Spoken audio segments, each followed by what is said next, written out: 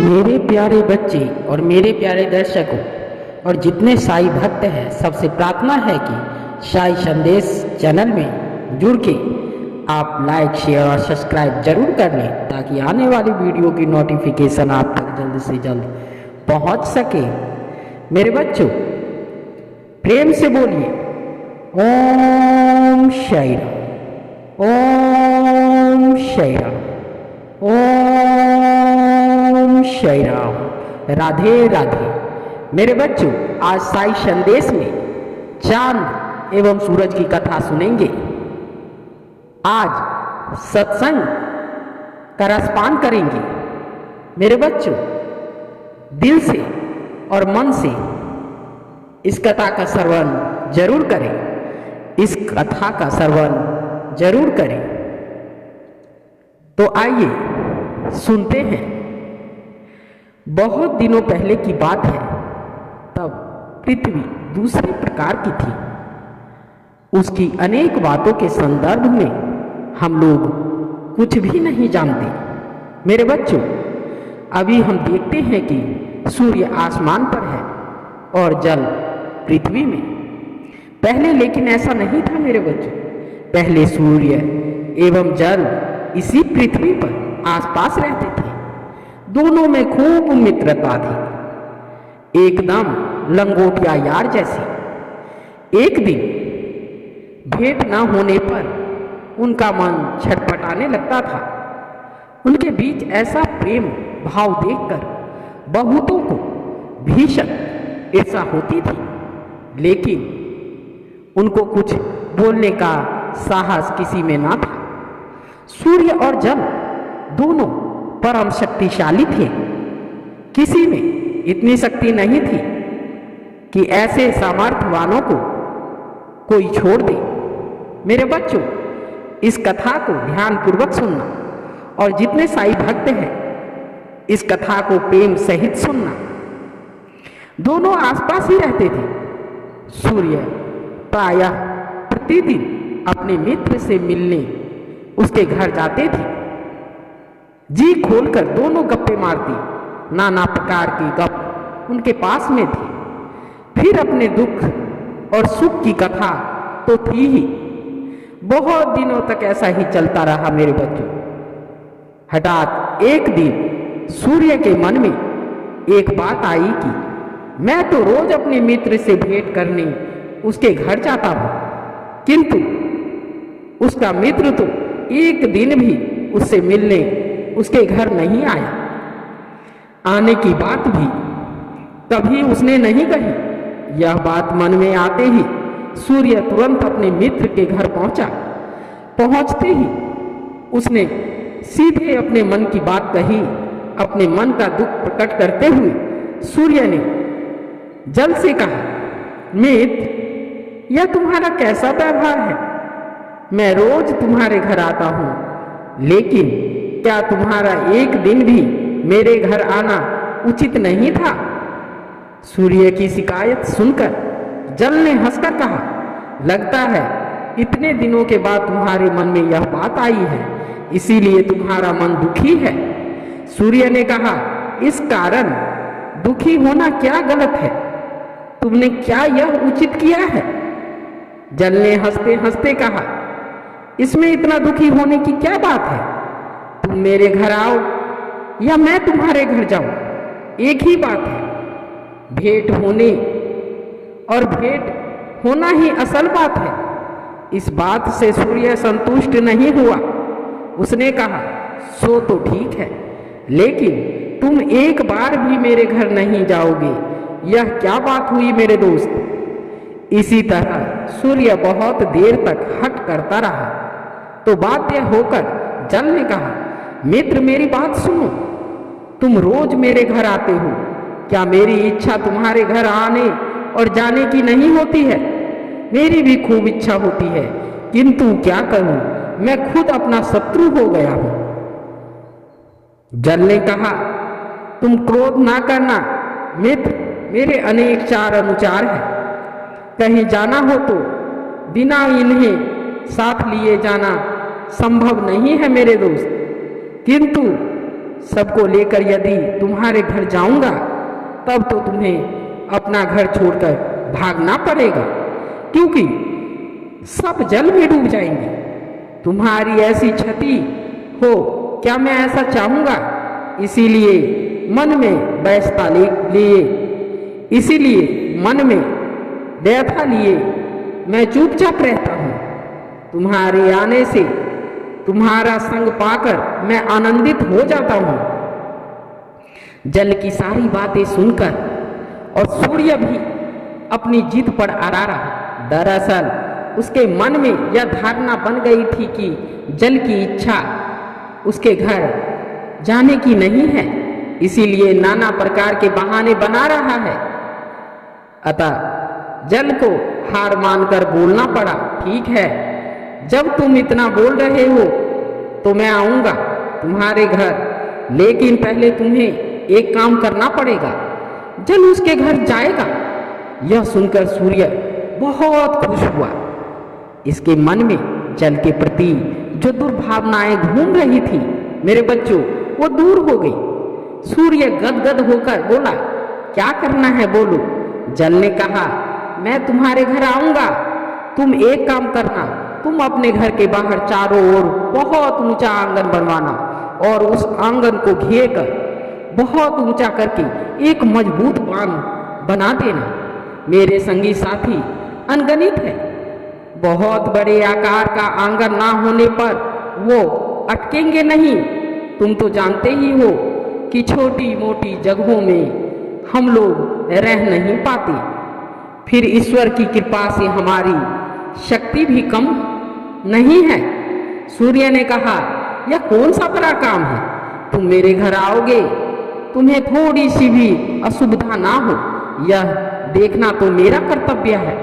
मित्र, तुम्हारी सुख सुविधा के लिए मैं सब कर सकता हूँ। विशाल आकार का आंगन बनवाना तो सामान्य बात है, बहुत ऊंचा और मजबूत बांध भी बनवा दूंगा, तुम चिंता मत करो, मैं खुद आकर तुम्हें ले जाऊंगा।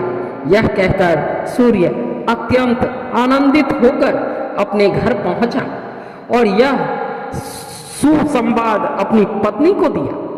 चांद सूर्य की पत्नी थी, सुनकर वह भी बहुत खुश हुई। वह बोली, तब और देर किस लिए, कल से ही काम पर लग जाना।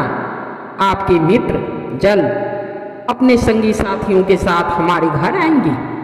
उन लोगों को यहाँ किसी प्रकार की असुविधा नहीं होगी, तो हमारी लज्जा की कोई सीमा न रहेगी।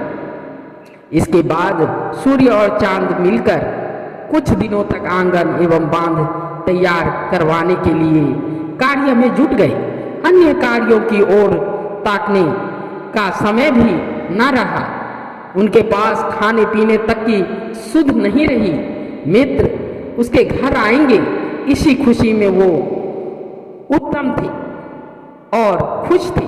बहुत दिनों तक अथक परिश्रम के उपरांत एक दिन आंगन बनवाने का काम खत्म हुआ। खूब ऊंचा करके बांध भी बनवाया गया। सब ओर से ठीक से देखने के उपरांत वो संतुष्ट हुए कि हाँ मित्र, जल के लिए उपयुक्त जगह तैयार हो गई है। उनका इतने दिनों का परिश्रम सार्थक हुआ। ऐसी व्यवस्था देखकर मित्र जल भी बहुत खुश होगा।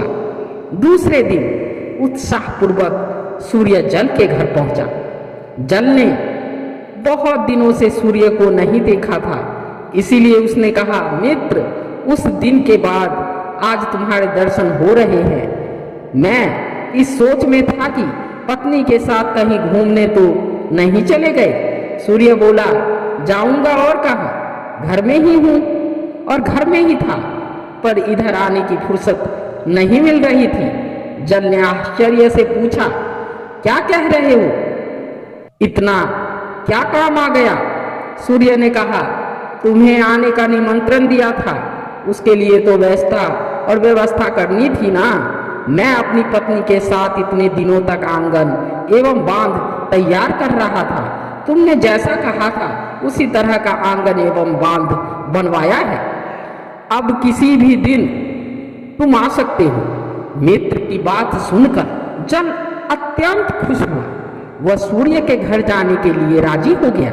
फिर भी एक बार जानना चाहा, मित्र, अन्यथा ना लेना और चिंता मत करना। तुमने बहुत बड़ा आंगन बनवाया है तू, और खूब ऊंचा करके मजबूत बांध बनवाया है तू। तुम तो जानते ही हो कि मैं अकेला नहीं हूँ, अनेक संगी साथियों के साथ मेरी एक अजब दुनिया है। उस ओर से सूर्य एकदम निश्चित था। बहुत बड़ी जगह लेकर उसने आंगन बनवाया था। बांध भी एकदम मजबूत था। वह अत्यंत आनंदित होकर बोला, मैंने क्या किया है, क्या नहीं किया है, एक बार आओगे तभी तो समझ पाओगे। तुम्हें चिंता करने की कोई जरूरत नहीं है, अब चलो। तब जल सूर्य के घर की ओर रवाना हुआ। सूर्य रास्ता दिखाते हुए आगे आगे चला। उसके पीछे जल कल कल और कुल कुल करता हुआ चला और उसके साथ तैरती हुई चली नाना प्रकार की मछलियां, मगरमच्छ, व्हेल, शार्क, ऑक्टोपस और अनेक प्रकार की जलचर, जिसकी कोई गिनती ना थी। मित्र के घर के आंगन के पास आकर जल निश्चित हुआ।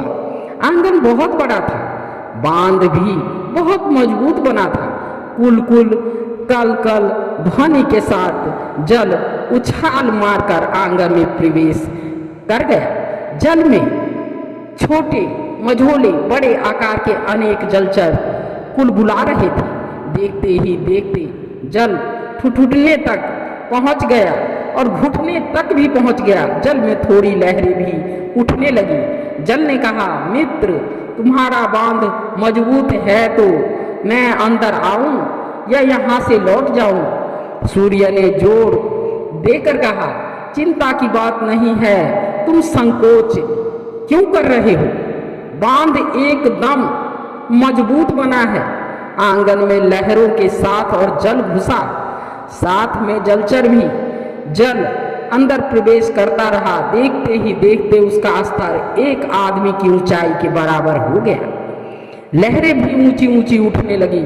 मछलियों की चंचलता, उछल कूद और बढ़ गई। जल बांध के सिर तक पहुंच गया। जल ने चिंतित होकर कहा, मित्र, मेरे और भी लोकजन बाकी है। क्या तुम चाहते हो कि सब तुम्हारे घर में प्रवेश करें? सूर्य ने कहा, बिल्कुल, क्यों नहीं प्रवेश करेंगे। उसके बाद जल का वेग प्रलव हो गया। साए साए कर जल प्रवेश करने लगा।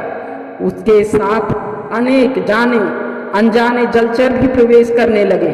सूर्य एवं चंद्र ने पहले कभी भी इतने प्रकार के और इतनी बड़ी संख्या में जलचरों को नहीं देखा था।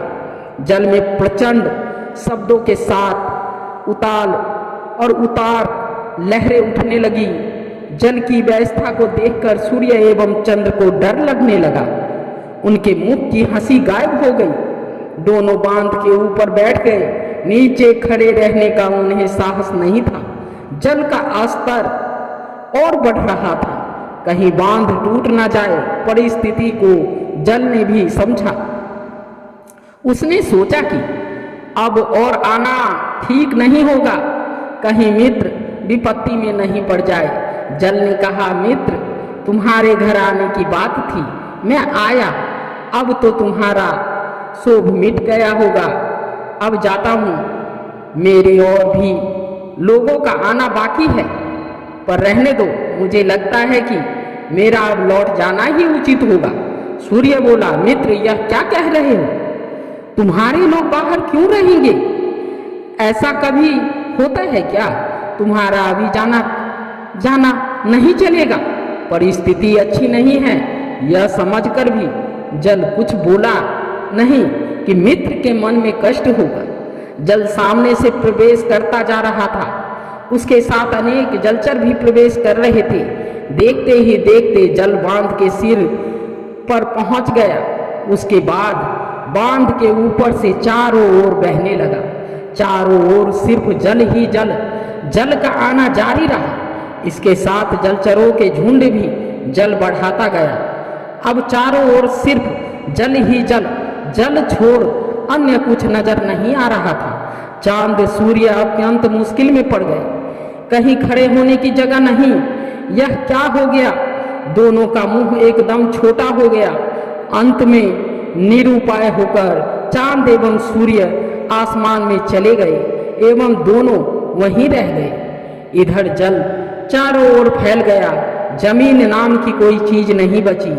चांद और सूर्य जो आसमान में गए, उसके बाद फिर कभी वो पृथ्वी पर नहीं उतरे, लेकिन वो पृथ्वी को भूल भी नहीं सके। आखिर युगों युगों पुराना निवास स्थान था उनका। पृथ्वी के प्रति अपनी आसक्ति के कारण ही उसे मन भरकर देखने के लिए अभी भी चांद और सूर्य प्रतिदिन प्रति रात पृथ्वी के आसमान में चक्कर लगाते रहते हैं। सूर्य दिन में चक्कर लगाता है और चांद रात में चक्कर लगाता है। इसी के साथ धन्यवाद मेरे बच्चों। ये कथा आपको कैसी लगी कमेंट में जरूर कहिएगा। कमेंट जरूर करना और कमेंट में जरूर बताना कि ये कथा आपको कैसी लगी मेरे बच्चों। तो इसी के साथ प्रेम से बोलिए ओम साई राम, ओम साई राम, ओम साई राम। राधे राधे मेरे बच्चों। लाइक शेयर सब्सक्राइब करना ना भूलें। बेल आइकन की घंटी दबा दीजिए ताकि आने वाली वीडियो की नोटिफिकेशन आप तक जल्द से जल्द पहुंच सके। सपोर्ट जरूर करिए। धन्यवाद मेरे बच्चों।